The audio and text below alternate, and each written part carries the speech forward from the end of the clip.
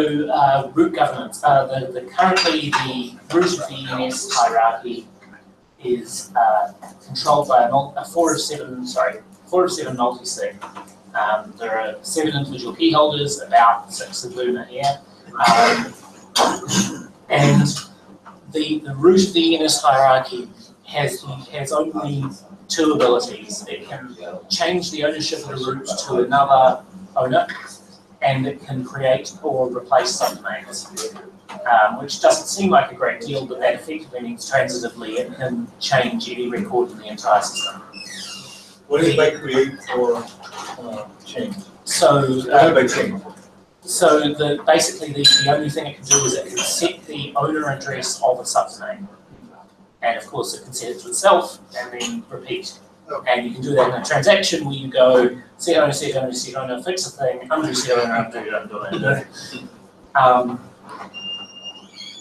So that's the current situation is that is owned by a multi-sig of 7 people, and they have a charter that was a sort of a semi-informal charter that was set up when we first deployed ENS, and I will. Hang on, this is easier.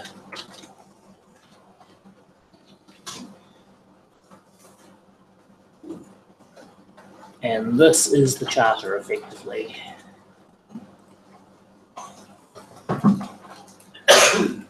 The current root key holders: Aaron Fisher, Dan Finlay, Nick Johnson, Juan Bennett, Piper Miriam, Taylor Monahan, and Vlad Zamfir.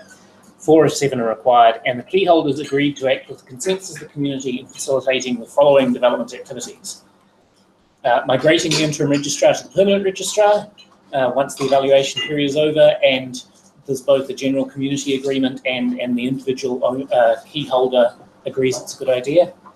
Making changes to the ENS registry through additions of new TLDs when the community and the key holders agree that such a change is necessary. So for instance, about 3 months ago, we replaced the old reverse registrar with a new improved one that had additional capabilities. To eventually work towards replacing the root multi-sig with a distributed decision-making process once each key holder thinks it's a good idea, basically. So this is effectively what we're talking about right now.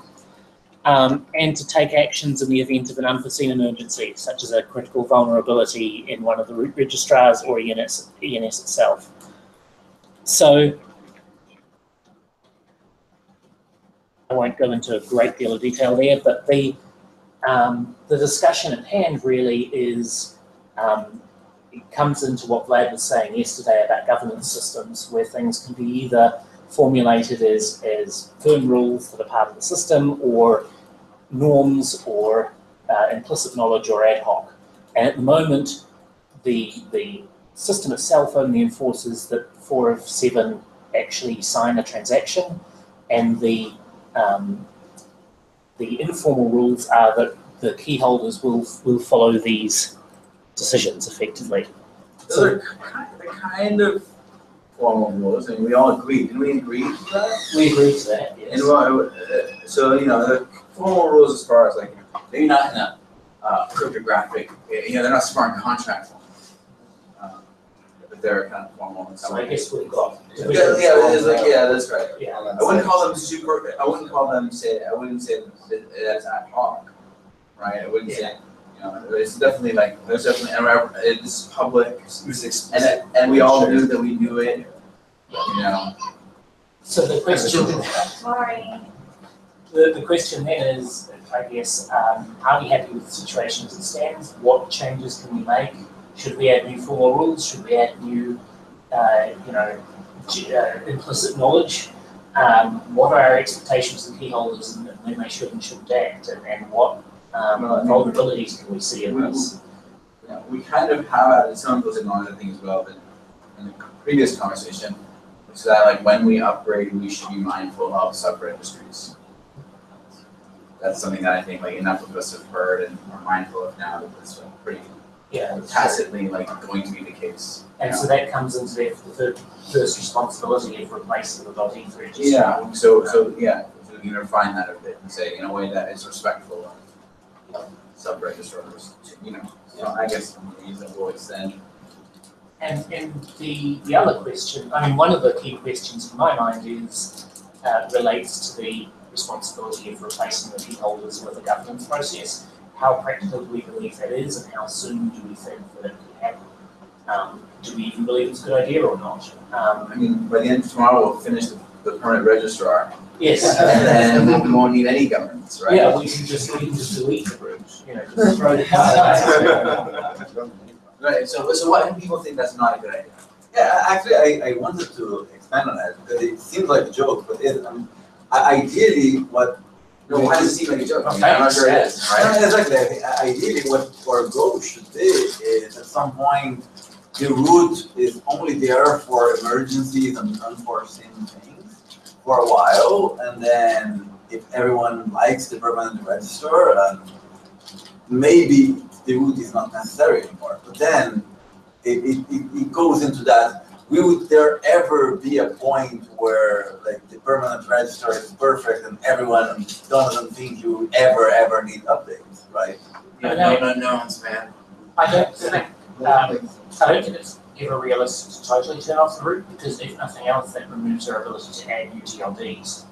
And if we do want to interact with DNS and, for instance, add ENS support for existing DNS domains, then it needs to be possible to add those. But you could have a process for doing that is, just a smart contract. Yeah, it could be a governance process that limits how it can be done. But it's interesting that it seems that you are already proposing in the interesting group saying that we would only add new TLDs if it was to support DNS. Not necessarily that. If there was, Yeah, but it was implicit in what you said. If we could support TLDs, support the DNS system, then we would. You're not saying that's the only way we would use it. No, it's You're one saying use that's, well, at least, yeah, exactly. One One use use case. It's not the only way, right? You're not saying it's the only way. Okay. Um, But because it could be also one implicit reasoning that for Ethereum purposes, we would only be using this one.if and everything else is like, we're not, let's add the first serve, first come thing. Now let's add another auction system. Let's add another whatever, right? And that's both a potential shortcoming of having a multi-sig, a small multi-sig, and also a norm we need to establish. Like, when do we think key holders should be prepared to add new TLDs? Like, does it just take a bit of convincing? What are the criteria? Should we say we're prepared to add any like existing ICANN TLD if it has some level of integration, but we'll never ever add a non-ICANN TLD? Or should we set some sort of bar here? What do people think the responsibilities should be in that regard? I mean, so if we don't, I mean, it's okay if we don't know, and then we just don't say anything. But I mean, I certainly don't know. I'd like to hear from somebody who isn't. Yes, please. Sorry. Yeah. Somebody. All the noisiest people in this room are key holders. No. Oh, no, you're not, sorry. I mean, right now, it's largely Nick Nixon, very reasonable and non-imposing request. And so can you set it up a way that you could, under the circumstance that you have, some kind of community decision, or, people that were holding the ENS domain, community decision to, add these things. But, you would lock it up until the case came up that, you had a consensus that, something needed to change. I'm not sure I understand. So, at the point that you want to add the TLDs that do DNS, it's couldn't you essentially have the group locked up until, at that point when you're okay, we want to add TLDs, you have, a community consensus. It's okay, you guys can't access it. We can't solve you don't have to. problem yet. We don't have a governance solution we can't encode a governance solution. If we take out all of our power away until our community consensus says that you now have the power to do that. What is community? I mean, that's a different question. I mean, But no, that's the problem. the people that hold the TLBs, like that's. Right, and so this guy has the The only vote that counts. of however many votes, right? Yeah, I guess as you can understand, how many people own 100,000 domains? Like probably like 3, and then they Nobody. probably. There's like a one, there's zero that got Yeah, it doesn't work. 100,000. It doesn't work because that allows one person to express the ordinance. And then the answer is you need to do that. And unbounded, really, amount of control. So there is I mean, Is that what you want to do? there are possible solutions to that depending on how ENS evolves. If you instead of saying 1 vote per domain, you say 1 vote per domain here after the system has been established, and you can get a reasonable bound on that nobody has a 51% attack on domain years, for instance. So I don't think anyone could do well. Why don't you do the vote based on deposits? So that's another option. Yeah. Yes. Although Yeah, but that's still bad. That just favors people with more money. Yeah, radical. That's all that it does. I mean, Yes, the main problem is that, Because of that exact reason. The realities of this, like carbon vote. but the main problem with that is that anything that you decide that it has a power to vote, the minute that you decide that gives you a power to vote, people will start changing their behavior, right? Right now, they vote like a domain. If suddenly you say, no, it's one person that holds at least one domain, he can say, okay, well, I'm going to give my wife one domain, my kids one domain, I'm going to hire a company, I'm going to give everyone domain, then suddenly I have. Interesting question. What does it take to introduce a governance like rule or structure without leading to people changing their behavior in order to gain? So I don't think that we have, like, when people say governance, I gave a talk yesterday on Right, exactly what I mean by that. all of a sudden, we're talking about solving one of the really hard problems that a lot of people are trying to solve.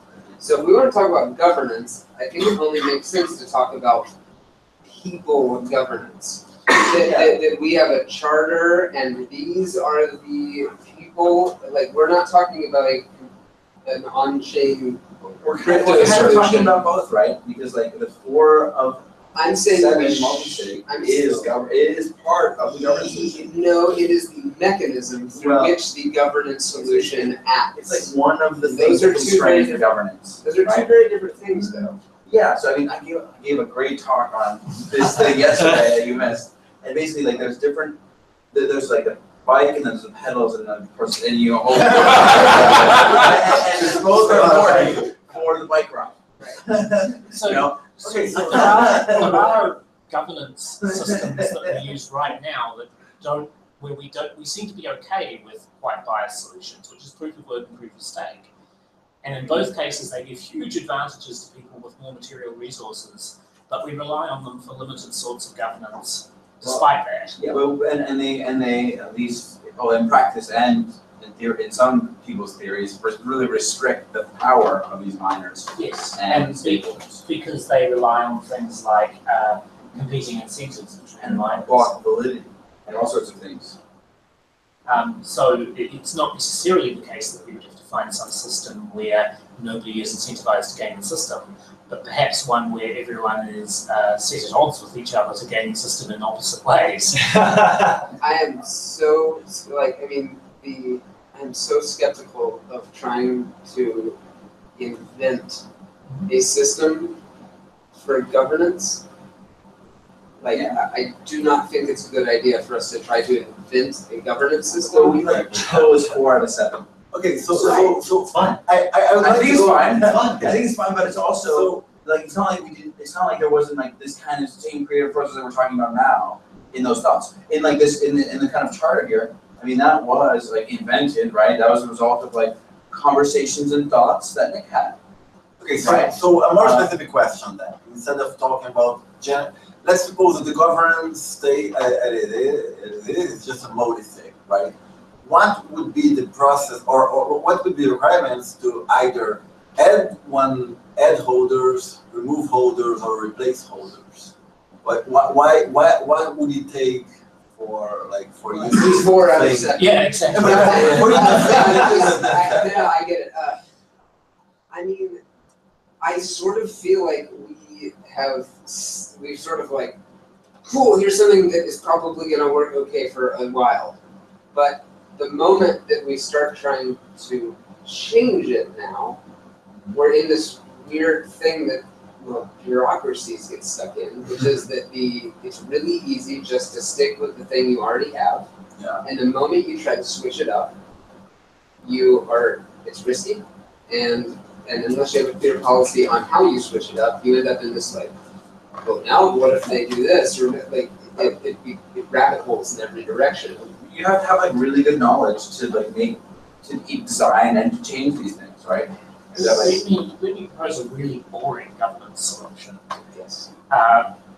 We form an ENS foundation that is a cooperative, very boring European solution, I should say. And anyone who can prove a physical unique identity and turn up to a meeting, digitally or otherwise, and owns at least one domain, can vote on the governance of the ENS Foundation and thus what happens with the ENS Foundation. See, Yeah, so that's hardcore.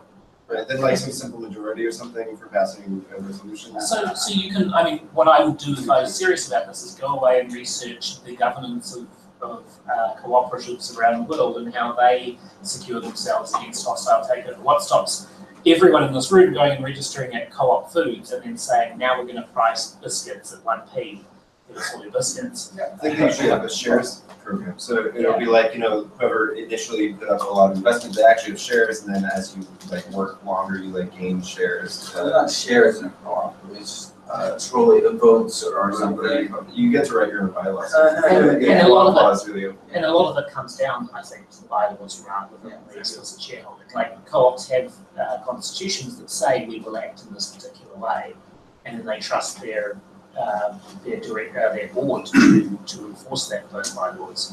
And it's a human solution, which therefore means it's boring for people involved in crypto, but it might be a practical one. Are there any potential legal risks? Well, there's always potential. That's actually, I think, a reason why the ENS Foundation is actually not the worst idea in the world, but in terms of like trying to change the 407 or, I think that's something that like I also would be cautious about.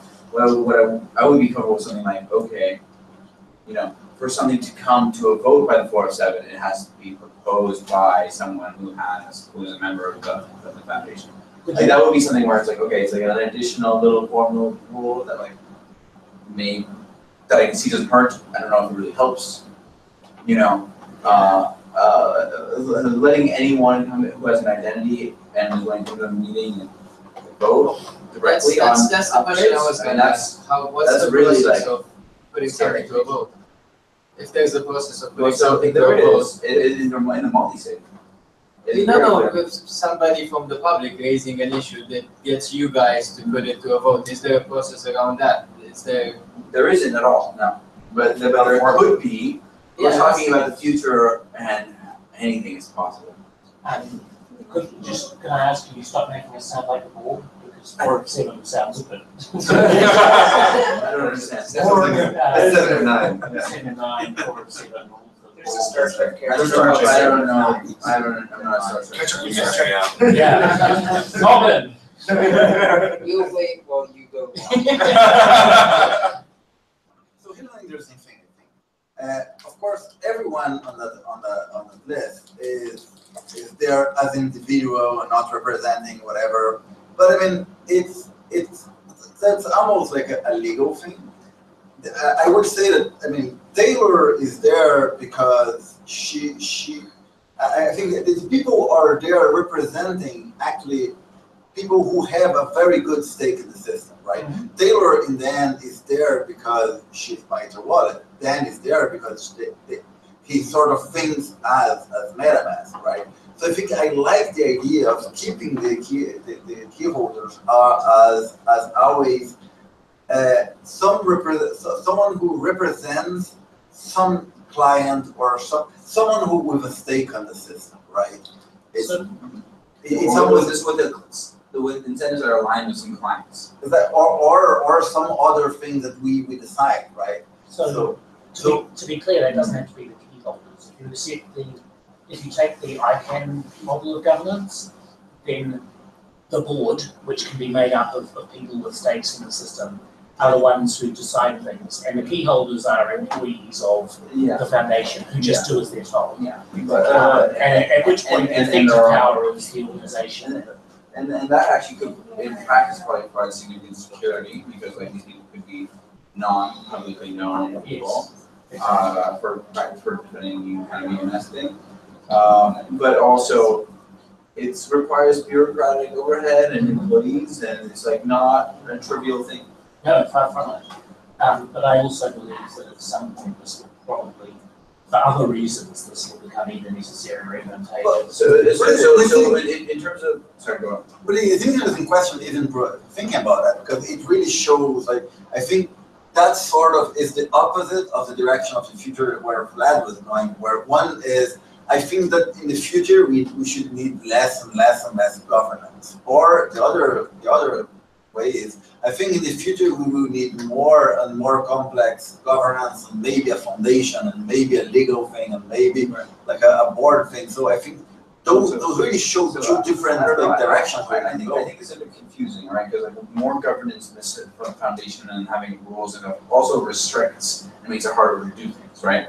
And somehow the most governance in some way is to insist that no one ever does anything. That's also, so in the sense that it's like you fully specify how the thing will be governed, right? And you just make it impossible for anyone to do anything.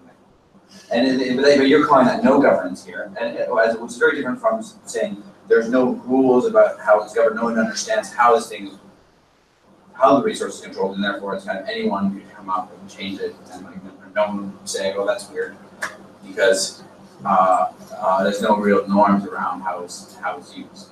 So when you say no governance, I'm not sure exactly what you mean. You mean something like assigning to zero. Assigning to zero, right? And rather than just we have 407 and nothing else, or there's some key and nothing else. I think then the real importance of having that governance is really because it helps take care of where ENS is, right? And then I'm here, I build Mist, and it's suddenly the new register that you guys build has absolutely nothing to do with anything that I would like Mist to do. I can just throw my hands up in the air and decide I'm going to build my own ENS with right? So and then so it's very important for everyone that is going to implement ENS to be aligned with that. So I would even say that if some other big player comes in the system, let's say that Brave browser decides they want to implement ENS, or Google or Chrome wants to implement ENS, then probably they should get Sure, but also if we're willing to say something like, okay, we don't want to encourage competition. Anyone who might compete with our registry, we should like allow them into the foundation and see if we can kind of hear them out and see why they aren't happy with what we're doing and make ENS good enough for them. But I'm actually not sure that that is a reasonable goal for us to have, because like there are forks in the design choice landscape, and where we kind of seem to be quite set. For example, making like this no dispute resolution based letter. But if they want to do that, I mean, you can't really stop them. I mean, this seems more like the model of W3C, where you have organizations as members who put forth proposals and build consensus. Yeah. Yeah. And if so, when people don't like standards, they just like make another one. And then we have like,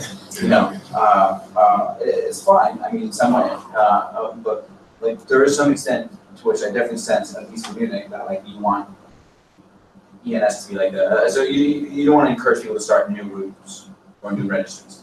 You want them to use ENS instead.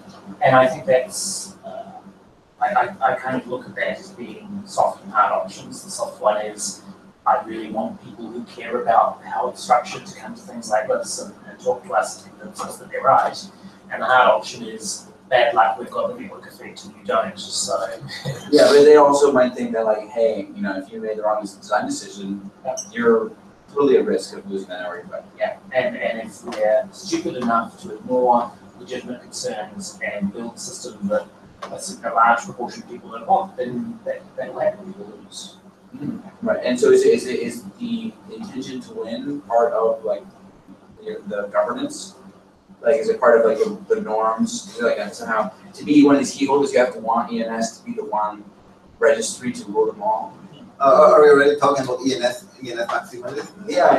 Someone, yeah. I think to be a key holder, you have to want to make the system as useful as possible to as many people as possible. I don't think you want to please everyone, but it's possible. What if I like lose hope because like I really wanted this to be resolution and no one else is down, and so I want to start my own registry? Do you think I should like resign, or do you think I should keep my key in the hospital before? Well, If you're no longer able to abide by the list of things. No, the list of things we already had in there. I mean, I totally abide by all that. But that stuff does not say anything about ENS maximum. If you want to It really does not say anything about ENS maximum.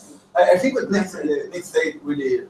So if you lose hope, you want to build something and you want it to replace ENS, and you don't think ENS is going anywhere, you probably shouldn't be a key holder. But if you still believe ENS has a place, but you still want to do something, build something completely different for another purpose that has a few. Well, what if I'm interested in the like dealing with emergency situations thing, but not the whole like. I mean, I'm also interested in the mechanism design thing, and like other things, but maybe I don't necessarily. I'm not sure that I believe or will believe that ENS is going to be the one true name registry for them all. Too hypothetical. All in favor of removing Vlad from long? Again, survivor begins. In summary, here's what I really think about from the discussion is that I actually like a lot the current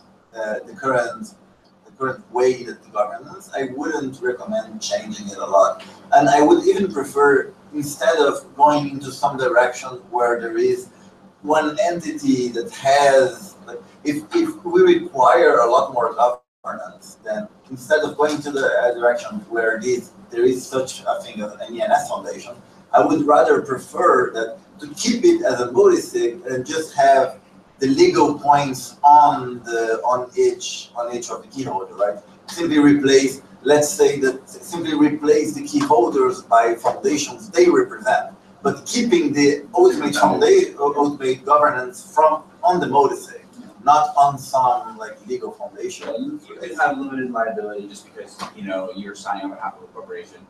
That Running as seems an like individual. it would introduce more coordination difficulties and more. Certainly more admin costs. Yeah, absolutely. I'm gonna But put also it more out there diversity. that based on the conversations we have,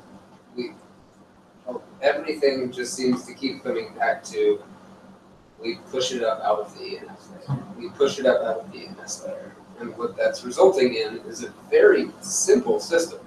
Which I like. I mean, the I like it too. ENS registry is 30 lines long, and this And is something in I really that- want to preserve. And in that model, like, I would suggest, and I'm of course not an impartial person in this, I hold the key, but that we don't actually, that our current governance works fine, and that we'll know when it isn't working fine.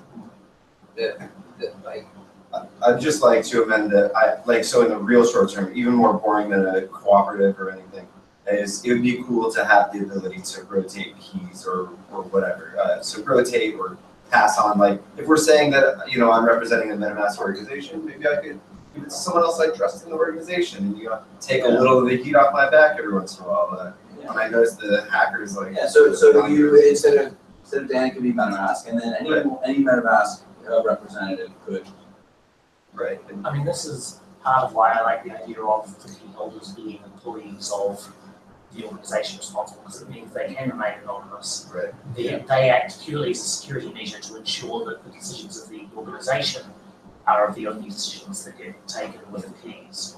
I like that. So if Taylor decides, if Taylor buys MetaMask and then decides to plant, like, to go plant letters in Asia, so does Taylor get 2 keys? Or Yes. does No. Dan get these keys I mean, and then if someone else buys us, or consensus and buys both of us back, then they have like all the keys, right? Not quite. And then we'll have to bring it down into fires and more. Well, we can always hard for it. Did you know about the 1 key to bind them all? I mean, things like this, if we're generally happy with how the key holder structure is, like me, like I'm pretty happy with it. I think we have a pretty diverse range. I would be open to, adding up more key holders. I don't know if that's like doable. I don't know what the optimal like number of key holders is, but like I do think that if we're keeping the ENS really, really simple and compact, like having more key holders with a more diverse interest, like would be good. But I also think that if the key holders are reasonable people and we do more like workshops like this, if this is sort of the thing that has decisions being made, then the key holders, taking other people's arguments into account, which like, for example, I do. Like I have my own interests and then I have my Etherwat's interests, but like also I'm not really well informed on a ton of like the intricate things. So it's like people can influence me. Do you know what I mean? So if we take all of that into consideration, like, and we're generally happy, I would say to leave it as is, and then, moving forward, if we see opportunities that make sense and work well for the ENS and better the ENS or the system or the key holders, then we discuss it at that time and with those specific things in mind. So we should do one thing, which is get the majority out of the US. Yeah. I would like to propose that in the short-term future, we either add more key holders or move key holders around so that we don't have a majority. Even more generally, how do we feel about 4 key holders being in such Any close single proximity? jurisdiction, any single jurisdiction, I would say, is like a concern.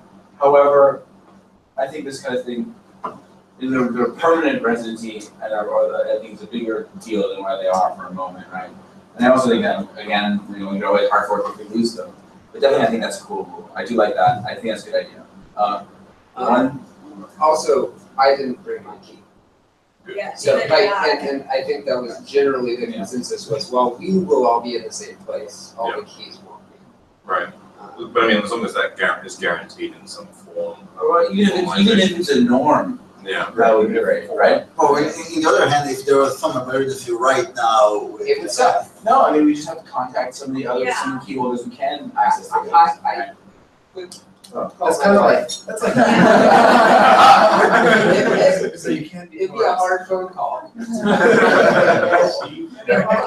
Sorry, is Jared here? What? Sorry. Whereabouts do you live? I'm feeling nomadic. Okay. Whereabouts do you live at the moment?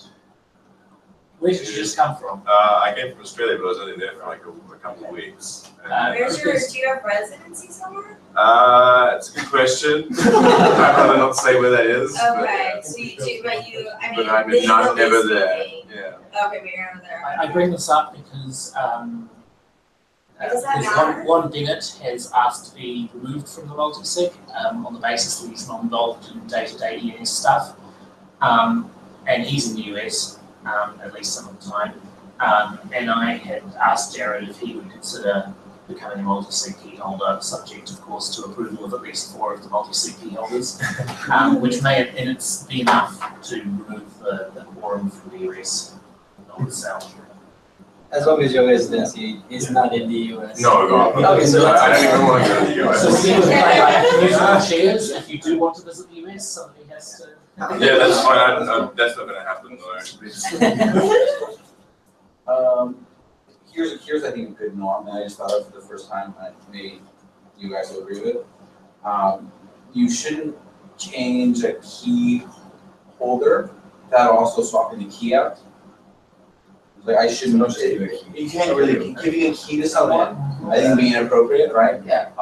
If you want to change a role and go from say Vlad as individual versus Vlad as employee of a limited company, also requires a key change. Yeah.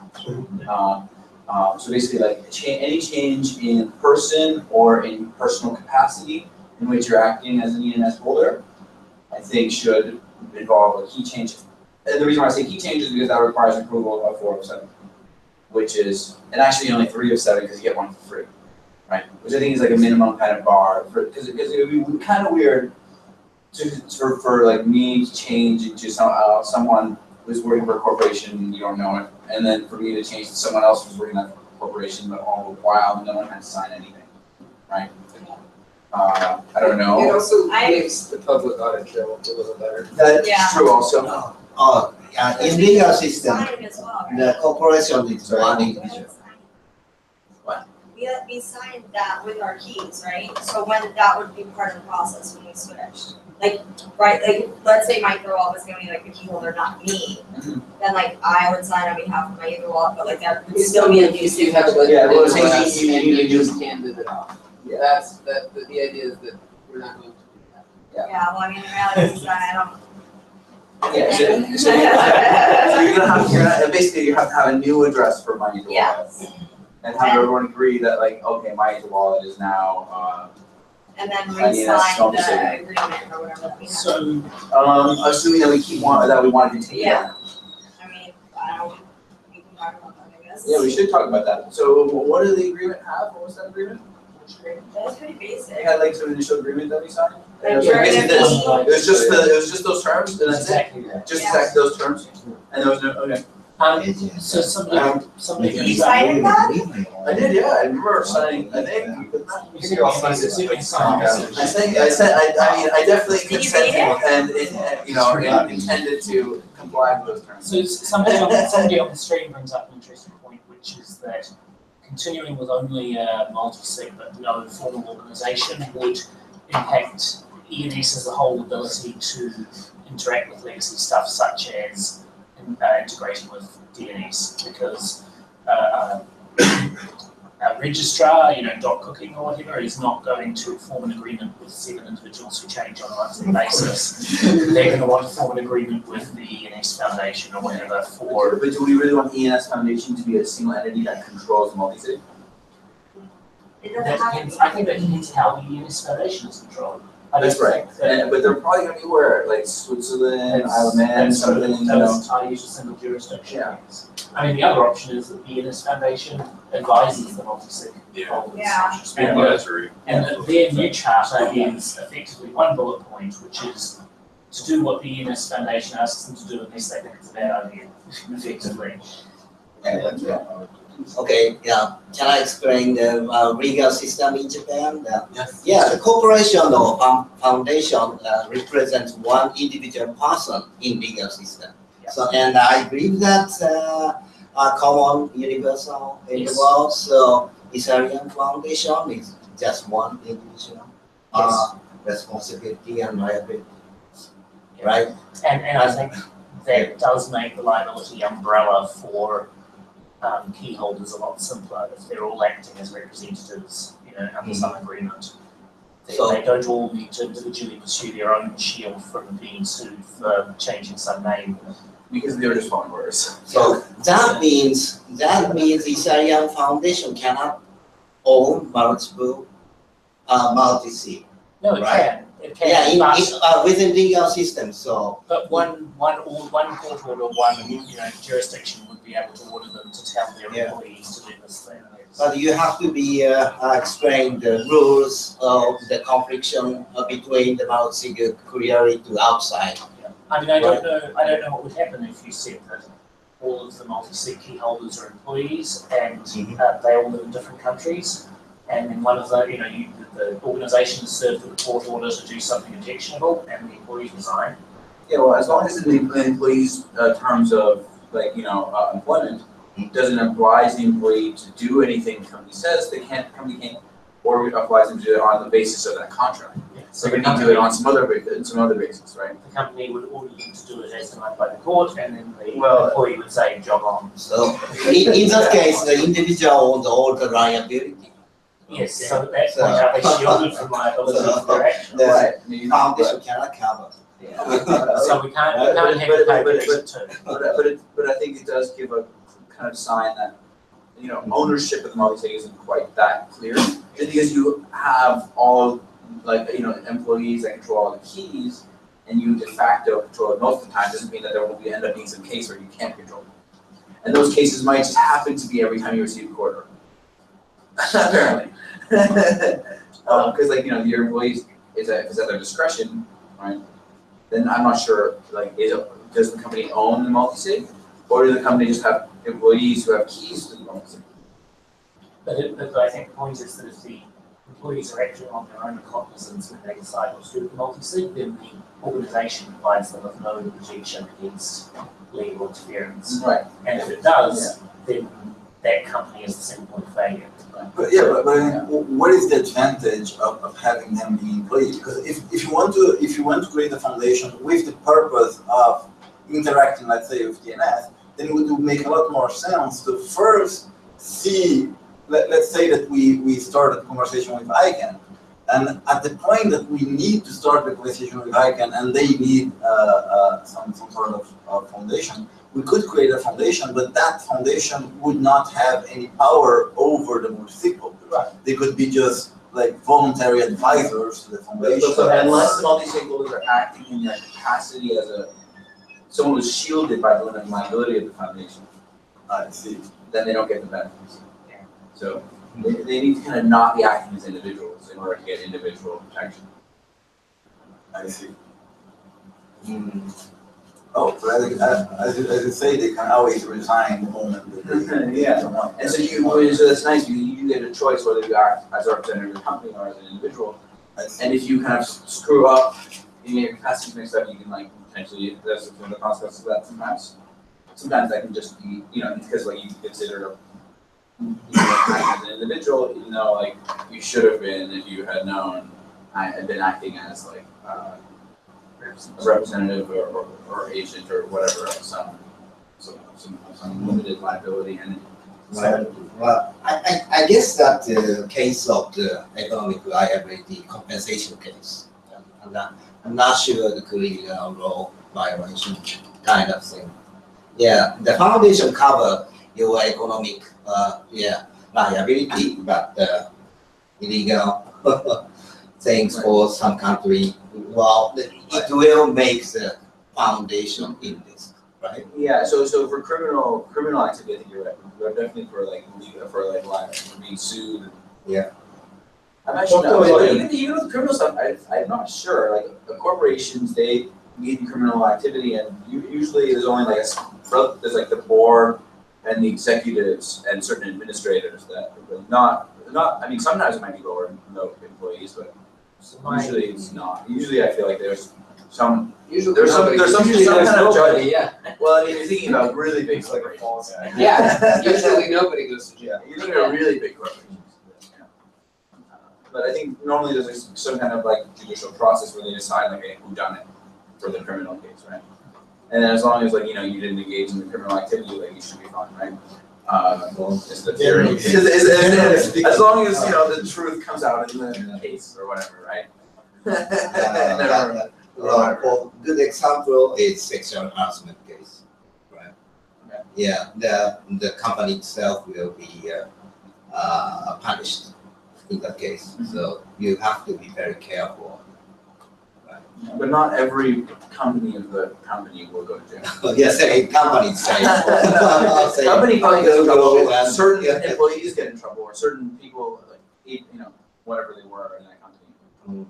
Just question, like if you guys agreed to do some upgrade and you did upgrade on ENS, which led to hit some bugs and replaced the address of certain name to something different, leading to financial loss of the currency, are the victim of the incident could potentially sue them or sue you guys? A Or what lawyer happened? will tell you anyone can sue anyone for anything. Yeah. Yeah. Whether they win is a very big And you can question. try. Yeah, no, but they absolutely, but like they, if, I mean, you actually have a reasonable chance of winning if we actually cause you a loss, right? And in terms of. And generally, if it's done on purpose, or if you had intention to cause that, or if it was negligent. or negligence generally. Yeah. As long as the deed is safe, then you can get your original money back, and at that point, you're pretty safe, regardless of the other cost. Yeah, but not someone said the people yourself, got fished, the people got fished, or like losing, they got. Yeah, definitely. I didn't mean about the fee money, it's about the, Just other damage. the destination where ENS was pointing to was for some reason replaced by others, whatever stuff, it's leading to like billions of dollars. So, in terms of key holders and organisations, I think probably it's worth looking at examining how I can handle this in terms of what is key holders' responsibility, do they have to do what they're told, what's their liability, and so forth. And then reporting back and saying, is this a model we want, or does it break invariants that we think are important to keep in the system here? Because I think the distributed being jurisdictionally diverse has some real advantages here, in that one jurisdiction can't say something really stupid and we all have to follow it. To take the UK as an example, the Amber Rudd decides that we have to take down everything with the word born in it, and then we just have to.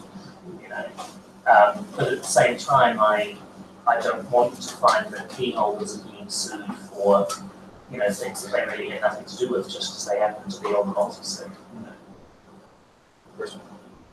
So we're probably okay for at least the medium to short term, how things are. Yeah. I would still But then talk this to was- consult with a lawyer. And I don't know if anyone here actually has the legal knowledge to know that. I've signed a few contracts recently with different financial organizations about providing our data to them, right? And it's kind of the same scenario where we sell data, and as long as what we sell, we can prove that to our best knowledge, and we didn't do anything negligent, and we didn't do it on purpose, then we're not liable, and what we say is the truth, regardless of what else happens in the market. It's not only that, it's also like to make sure that no legal authority can seize the keys or. There definitely is like we can think about liability, we can think about recourse and Legal authority is just intermediate. So You have to be careful. two conversations that we'll have, but we're not gonna do it here while we're broadcasting, are our key holder discussion on whether we move our keys in such a way that they can't be forcibly taken from us, other than by us illegally giving them up, and what we're gonna do for DEFCON. Because we're all gonna be in the same spot. Yeah. I mean, I'm still happy to say we can hard fork it, fix it. Better not to bother with all the costs, setting up weird arrangements. I'm not looking to do something complex, I'm just saying, I think it's worth making a note for us too. Yeah. It's good, it would be good to have norms That's that gonna we be a can bigger establish. issue about like No. everyone in general. I think it's 3 is a 4. It's been forced today. What's today? Yesterday. 3 yesterday. 3? So that's 7. He just loves support. It's it's the ultimate recourse. So it's No, not it's- significant. It's a version therapy What do for all of Yeah, us. it's how you recover They're failure. just like forcing all the people who are like against hard forks to just get used to it. Eventually, we so desensitized. No, we're not talking about hard working the protocol, we're talking about hard working ENS. It doesn't matter. I think it's about no one is. It's totally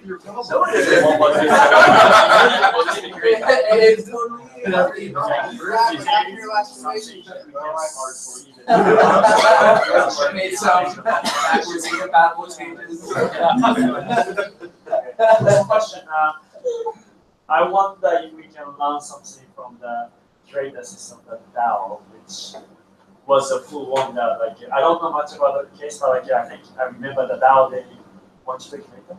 Well, I was one of. Yeah, and then the thing went to hard fork, the SEC reported that's illegal, right? So far you haven't Well, sued yet. the DAO tokens were securities, that's what Yeah. they said. It can be security. Yeah. Sorry? Yeah. It can be security in some country. Yeah. Yeah. Well, was just, they said the DAO tokens are a security in the United States. Yes, and that the curators could be construed as being like Manager- promoters. Oh, no, not promoters, but actually operating the money. And Or in any or managing the money. case, there was no attempt to provide a legal shield for the curators. Right. There was, but it was kind of, I would say it kind of was something that we talked about after it was kind of a little bit late. There was converse a lot, basically ever since like maybe halfway through the raise, it was like a channel for legal support for curators, and it was like an interesting one. But at that time, did you have any special power to change how that works, or you So didn't the have it? curators controlled the whitelist of payment addresses that the DAO is allowed to send payments to. Not including forms. Sorry, no, I don't mean that. Not including people exercising the DAO's like. Yeah, not including splits. Yeah. So split proposals, those aren't. So when I said make payments, I meant proposals. I didn't mean leak ether. But when that thing happened, did curator have technical capability to rectify something apart from harmful, or there's no right? They didn't have authority to the only thing that the curator controlled was the whitelist of payment addresses for proposals. So whereas ENS currently, you guys have more power than the curator. That's what I would say that the curator on the DAO had No access to money. Exactly. Importantly, absolutely no access to funds. Yeah. That's right. We're not managing money anymore. And I don't Whereas think the that curators ENS could be considered as security either. I think that would be the real stretch. Yeah, I mean, But- they don't have Again, that comes back to my implications. situation that loss for the ENS is not about just a deed, but also what the content you have resolved, the Consequential. point is, so So maybe we should reach out to the broader Ethereum community and see if there's anybody who is a qualified lawyer who could give us a free, donate some of their time to let us know what their interpretation of our risks are. And And we're talking about different jurisdictions. Yeah, we do. Yeah. They're not gonna say anything, that isn't like a lawyerly thing. But at least all of us, It's like normal. at least all of us can choose whether or not, one, we want to even talk to that person, and two, Like if we need to do further research. I'm really good at just blowing off legal liability. I build these giant climbable structures every year that people can kill themselves on for Burning Man, and generally I've just assumed that hopefully nobody dies. And if they had, I would have been really screwed. And I wouldn't mind having a real picture of what. I mean, it will come down to these are the things you need to do to protect yourself. Right. And Just a recommendation to the but it also sense depends at if least you are the the fundamental risk that you're right, taking, right? because right now we're just Responsibilities that you have. playing Like wars on TV. Yeah. I mean, I I'm sure think you those have are figured good it out. to out. I know, I'm just saying, but I hear you. Hiring a lawyer, I think makes sense. Having a lawyer that we all pitched prior together, I think would make sense. Yeah. Getting a pro bono lawyer, I think, is possible. But you're not gonna get them to say, I'm not looking for them to give us a "you're good." yeah. I'm actually expecting a "cool, here's all the ways that you can die." And I mean, really, ideally, we need to speak to somebody with experience with law and systems like ICANN's governance. Right. So that's Like, I don't even know what type of lawyer that would be. online. I mean, There's a lawyer for every. I know I would probably Just put the word out and someone will know. Yeah. They'll know exactly what legal structures to set up if you want to limit your liability. But I'm not sure if that's the only goal here, right? So one of the reasons why we talk about the ENS Foundation maybe is because we want to have like bylaws or some kind of structure that isn't just a shelter from liability, right? But that actually is that gives people some assurance that this thing is trustworthy because anyone who is on here is, you know, blah, blah, blah. I don't necessarily think we need that in the short run. No, I don't either. Legal liability questions, I mean, I'm happy to blow it off. But also I'm happy to hear about it. But basically, like, the reason why I'm happy to blow it off is also because, like, I'm trying hard to, like, you know, make sure that this thing is as, like, harmless as possible, which is not easy. Does anybody else have something in the governance? I feel like we're scraping the bottom of the governance barrel. Have we come to anything that we agree with about? Okay, listen to a lawyer talk to us about our liability and risk. Explore more how makes their key holders responsible for things. Sure. Have a private conversation about key maintenance. Yeah, and also the key change thing. Yeah. Is that what you're saying? Yeah, a new key. The new key thing, yeah. Yeah. By the way, Whoever's I the consider- new number 7 key. Number 7, yeah. But also the policy for switching keys and switching capacities being explicitly Stated. I considered like and consented to by 407. buying 7 ledgers and getting them engraved with a nice ENS logo, and then just seeing how many of the key holders that went, wait, no, this is a really bad idea. It's all open. Yeah. Here you go, here's your key. Trust me. Plus, what if there's a ledger exploit and then everybody's screwed? Yeah, that's. Well, that's one of the thing. scariest things. So that's what, I mean, when we talk about multi-sig, we talk about not just like how to create your key, but also like that like nobody should create their key in the same manner. Like that's just equally as important, you know? I have some lucky dice though you can use. Yeah. Who are they lucky for? They're the weighted dice, they're lucky for whoever's rolling them. Do we want to break and then talk about the next one? Yeah, let's take a short break and then go straight on to talking about what we want to talk about tomorrow, and then we can use any leftover time for last minute discussions of today's topics. We're gonna read the YouTube comments again? Yeah, but we've only got, we're up to 10 viewers. Yeah, So there's it's another gonna couple of be comments. amazing. So yeah, another exciting session. Entertain Another exciting session of read YouTube comments, no matter how offensive. So I'll see you all in 10 minutes. Oh my gosh.